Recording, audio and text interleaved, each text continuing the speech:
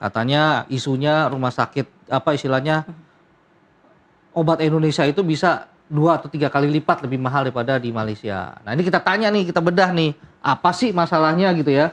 Oh ternyata memang satu ya di sisi lain masalah mungkin obat-obatannya banyak diimpor bahan bakunya dibanding luar negeri. Oleh sebab itu kita akan membenahi, kita coba memperbaiki agar bahan baku obat yang sebagian besar dipergunakan di Indonesia itu bisa diproduksi di kita sendiri.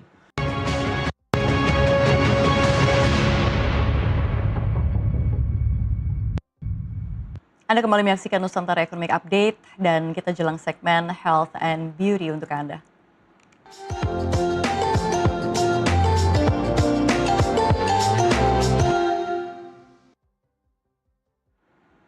Pemerintah melalui Kementerian Kesehatan terus memperkuat layanan kesehatan nasional melalui pembangunan rumah sakit lengkap berkualitas dalam program hasil terbaik cepat atau Quick Win Presiden. Pembangunan rumah sakit ini mengedepankan prinsip inklusivitas, keselamatan dan pemerataan layanan kesehatan. Rumah sakit yang dibangun dirancang ramah disabilitas dengan fasilitas akses yang lebih mudah bagi penyandang disabilitas. Selain itu, bangunan juga memenuhi standar konstruksi tahan gempa hingga magnitudo 8 sesuai ketentuan yang berlaku. Pemerintah juga menyiapkan berbagai skema pemenuhan tenaga kesehatan mulai dari penugasan khusus, pemberian insentif, hingga prioritas pendidikan dokter spesialis bagi putra-putri daerah agar layanan kesehatan dapat berjalan optimal dan berkelanjutan. Seluruh rumah sakit yang dibangun dipastikan melayani peserta jaminan kesehatan nasional.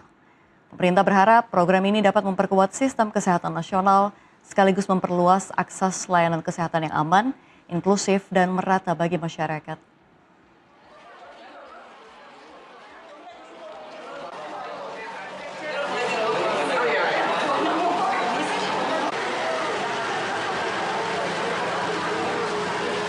Makasih Bapak. Put, untuk stok berita Dinkes. Mumpung lagi ada izin ya.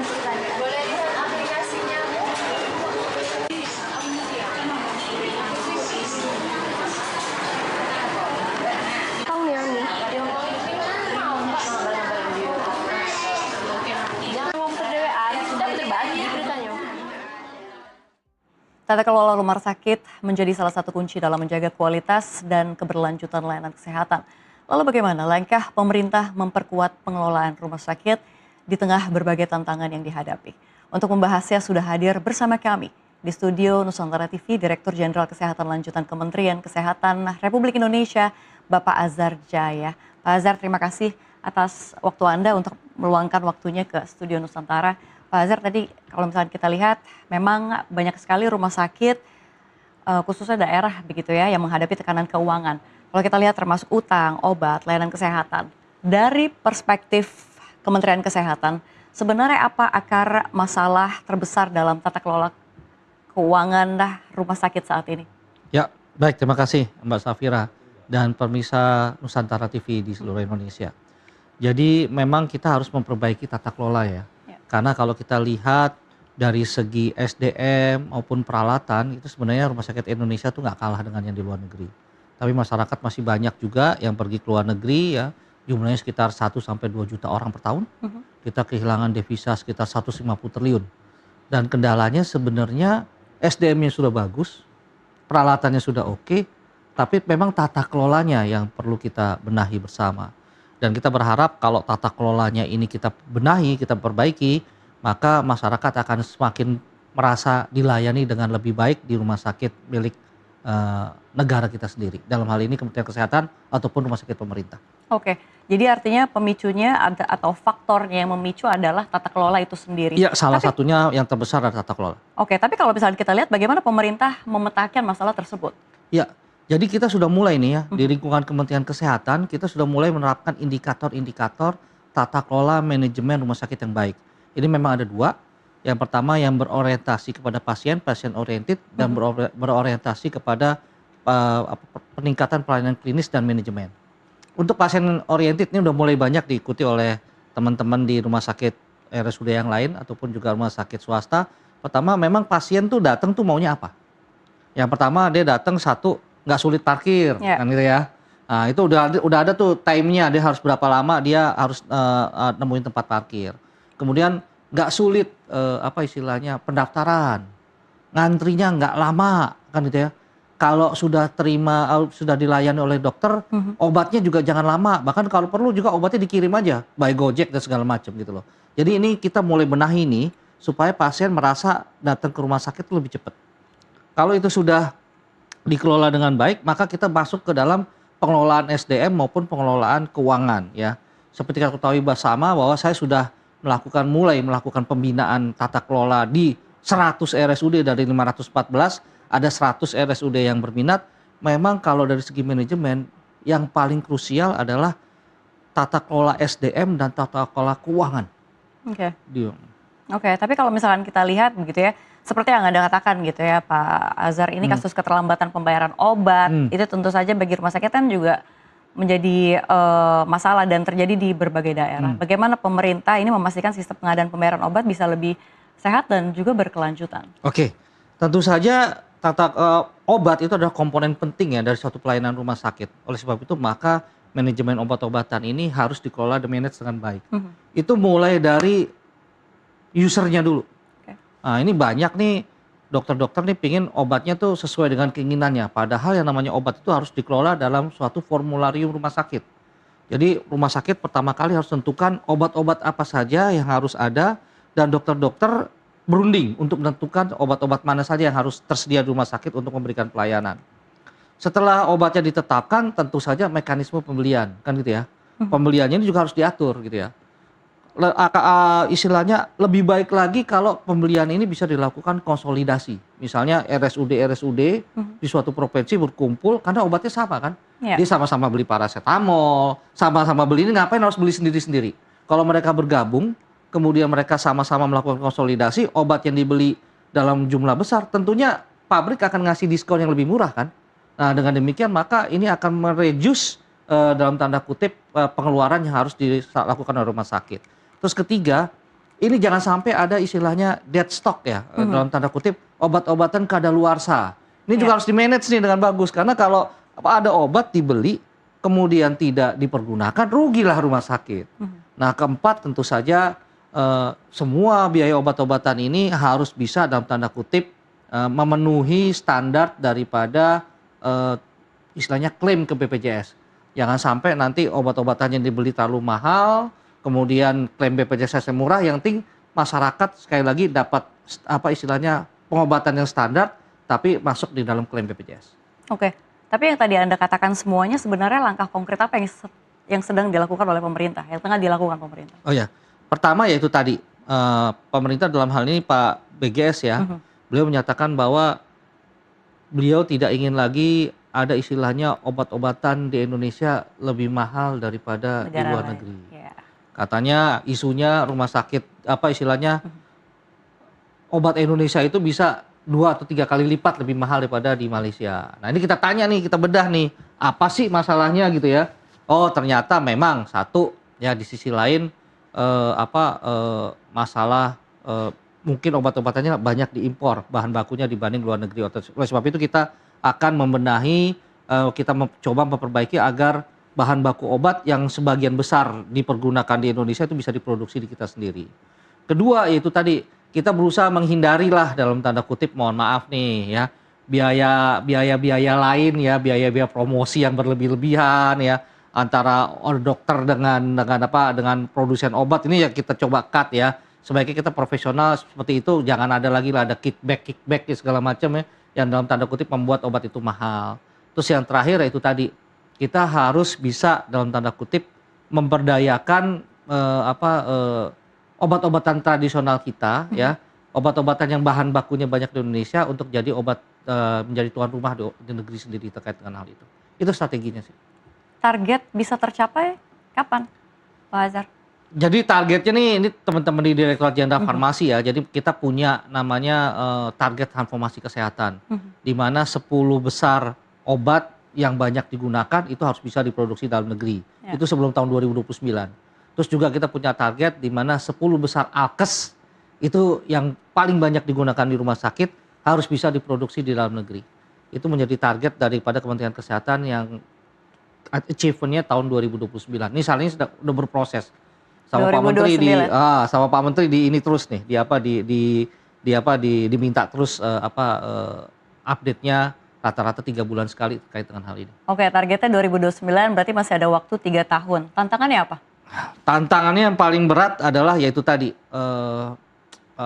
mengundang pertama investor agar percaya bahwa berbisnis di Indonesia ini menguntungkan karena kita jumlah kuantitinya besar gitu ya, jumlahnya besar segala macam. Jadi ngapain kalau nggak masuk ke Indonesia? Nah, tentu ya itu tadi masalah perpajakan segala macam harus kita benahi. Terus yang kedua yaitu tadi menghilangkan biaya-biaya siluman ya, yang tidak perlulah, mau invest aja susah atau mau jual aja harus ngasih kanan kiri dan sebagainya. Terus yang ketiga yaitu tadi bahwa manajemen logistik di Indonesia, karena Indonesia kan ada 17.000 pulau ya, nggak seperti China yang main lain ya, daratan, India juga. Kita nih punya 17.000 pulau, tentu logistiknya harus dibenahi gitu ya. Jangan sampai nanti gara-gara pengirimannya jauh di Papua harganya beda Jadi dengan mahal. yang di Jakarta jadi mahal. Nah tentu saja ini menjadi tantangan ataupun kendala utama kita ketika kita mau mendevelop suatu istilahnya industri kesehatan yang maju di Indonesia. Oke, baik. Pak, sebagian besar kan RSUD kan menghadapi dilema antara tentu saja meningkatkan kualitas layanan dan juga menjaga begitu ya kesehatan keuangan institusi. Bagaimana sih Anda menyeimbangkan antara dua hal ini? Ya, jadi sebenarnya jangan diperdebatkan antara pelayanan sama keuangan gitu ya. Karena satu sama lain saling mendukung. Kalau pelayanannya bagus, uang yang dihasilkan akan semakin banyak. Kalau uang yang dihasilkan semakin banyak, dia bisa rumah sakit bisa menginvestasi pelayanan yang lebih baik lagi. Jadi ini jangan ada dikotomi nih. Tapi bagaimana rumah sakit dikelola secara efektif dan efisien lebih penting. Ini sebagai contoh. Ya. Dari 100 RSUD yang kita sudah mulai bina, itu ternyata mereka kelebihan pegawai. Ada satu rumah sakit ya di daerah yang tempat tidurnya 100, pegawainya 1000. Gimana bisa dikelola dengan manajemen yang bagus? Nah itu juga, terus ada juga rumah sakit yang pengeluaran untuk beli obat-obatan sampai dengan 30-40% dari pendapatan rumah sakit. Padahal kita sudah mulai menetapkan standar. Jadi kalau pengeluaran SDM itu di capping ya, jangan sampai lebih dari 40%. Obat-obatan, belanja obat-obatan di capping jangan sampai lebih dari 20%. Kalau udah lebih dari itu, automatically pasti rumah sakit itu manajemennya nggak bagus dan keuangannya nggak sehat. Akhirnya ujung-ujungnya nanti ada obat nggak bisa dibayar. Oke, jadi apa Pak Azhar prioritas yang harus didahulukan? Kalau menurut saya ya, pertama kalau membenahi SDM terus PHK ini kan ribut di mana-mana ya. Ya. Nah, yang pertama adalah bagaimana caranya agar pembelian obat ini terkontrol dan kemudian dia dibeli dengan seefektif dan semurah mungkin. Itu yang paling pertama. Jadi rumah sakit harus tahu obat apa yang bisa dibeli, mana yang fast moving, mana yang slow moving, mana yang bisa dalam tanda kutip bisa dibeli bareng-bareng sehingga dapat harga murah dan sebagainya. Itu yang paling utama. Setelah itu baru membenahi SDM-nya. Walaupun sebaiknya dua-duanya dijalankan secara paralel. Oke, baik Pak Azhar, dialog semakin menarik, namun kita harus jeda terlebih dahulu. Ya. Pemirsa jangan kemana-mana, tetaplah di Nusantara Ekonomi Update.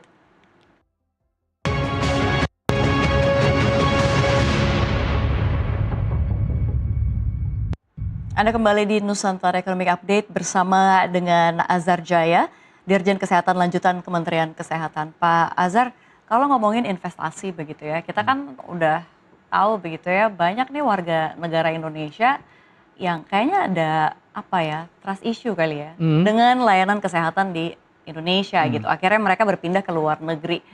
Ini gimana sih untuk membalikan kepercayaan warga negara Indonesia itu sendiri buat ayo dong kita berobat ke Indonesia aja. Semua udah di develop kok sama pemerintah, apa yang bisa meyakinkan mereka? Ya, pertama kali ini saya sampaikan bahwa kualitas dokter di Indonesia itu tidak kalah dengan yang di luar negeri. Saya hakul yakin. Kenapa? Karena banyak dokter luar negeri yang belajar di Indonesia.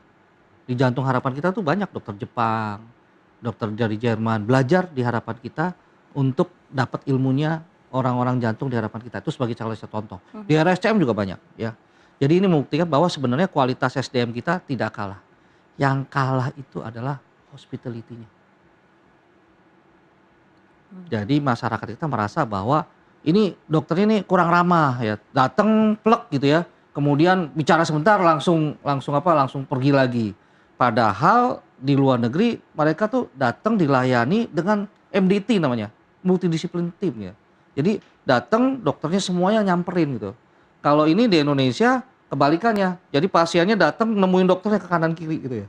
Mhm. Tapi kalau di luar negeri pasiennya diem, dokternya datang. Ini lagi kita rubah sistemnya. Jadi kita nanti ke depan rata-rata rumah sakit pemerintah khususnya Kemenkes, kita lagi mengembangkan namanya pendekatan kepada pasien MDT, multidisiplin team. Jadi nanti begitu ada pasien datang, maka dokternya akan conference lah untuk membahas ini bagaimana pasien ini bagusnya. Karena sekali lagi kalau kita mengobati pasien tuh nggak bisa dengan satu disiplin ilmu, tapi harus kerjasama, collab bareng gitu loh. Nah ini yang sedang kita tangani sehingga nanti dalam tanda kutip ini akan lebih dirasakan dampaknya pada masyarakat. Dan kami juga mohon maaf nih, ke depan kita akan melakukan kebijakan, tapi mungkin belum ini, tapi dalam waktu dekat. Boleh di-share di Nusantara TV mungkin spesial Pak Azhar, boleh? Kita lagi coba mengatur SIP dokter kita gitu ya. Mungkin ke depan SIP-nya istilahnya mungkin kita kurangin ya dari 3 menjadi 2 gitu ya. Supaya dokter-dokter ini nggak praktek di banyak tempat, tapi cukup di 1 atau 2 rumah sakit saja, terutama di kota-kota besar.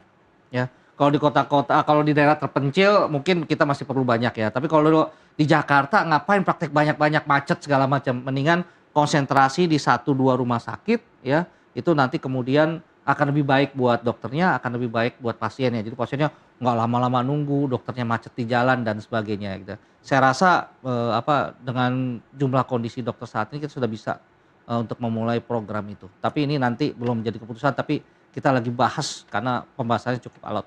Apa kayak yang membuat dokter akan tertarik, udah jangan praktek banyak-banyak, cukup di 2. Apa yang diberikan oleh Kementerian Kesehatan dalam hal ini pemerintah? Apakah insentif, tambahan atau seperti apa? Ya, kalau di tempat kami lagi merubah sistem remunerasinya di tempat kami. Di mana tadinya sistem remunerasinya berbasis apa istilahnya kebersamaan, jadi fee for service. Jadi kalau semakin dokternya produktif di suatu rumah sakit, maka dia akan semakin quote and quote mendapat kinerja dari jerih payahnya tersebut. Kalau dulu kan dokter yang males, dokternya yang rajin, pendapatannya sama. Nah sekarang kita rubah sistemnya, jadi semakin dia rajin dia akan dapat istilahnya benefit yang lebih bagus. Walaupun ini kurang bagus, kita sih lebih suka nanti kalau misalnya ke depannya sudah kita tahu dia produktivitasnya berapa, kita akan main dengan namanya fixed cost ya, pendapatan tetap ya. Jadi dok, pokoknya dokter jangan kemana-mana, kita sudah tahu dokter produktivitas sekian, kita kasih sekian, Anda setuju ya sudah. Itu pokoknya tinggal duduk aja di satu rumah sakit. Baik, untuk menarik atau memperkuat pelayanan kesehatan di Indonesia kan tentunya ada penguatan sistem digitalisasi.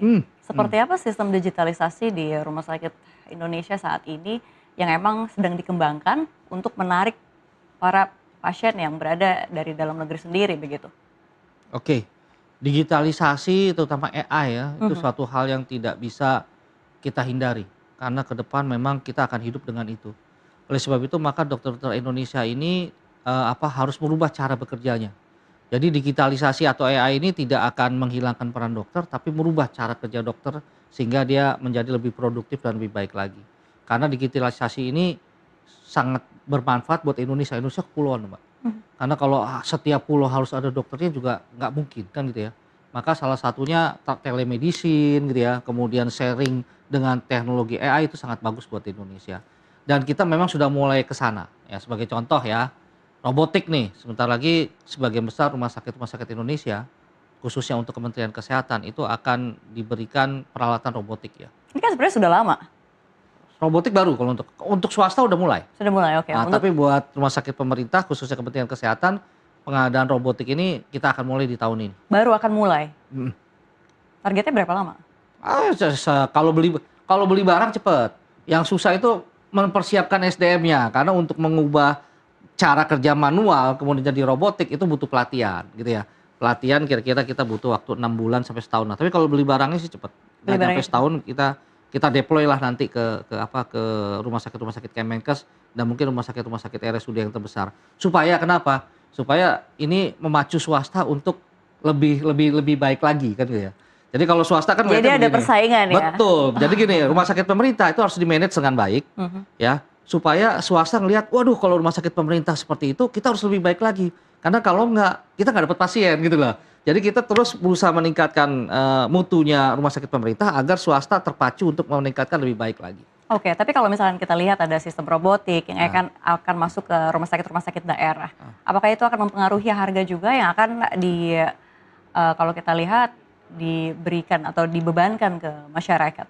Jadi gini, semakin banyak yang menggunakan, semakin banyak kita butuhkan, maka harganya akan semakin murah.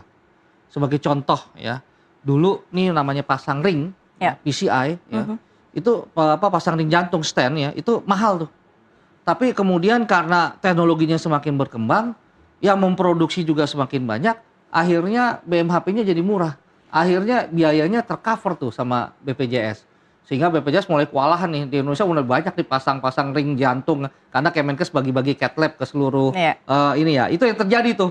Jadinya sekali lagi sebenarnya nanti akan terjadi namanya economic scale ya. Jadi kalau misalnya pangsa pasarnya sudah terbentuk, semakin banyak yang pakai, semakin banyak ini maka automatically akan semakin efisien.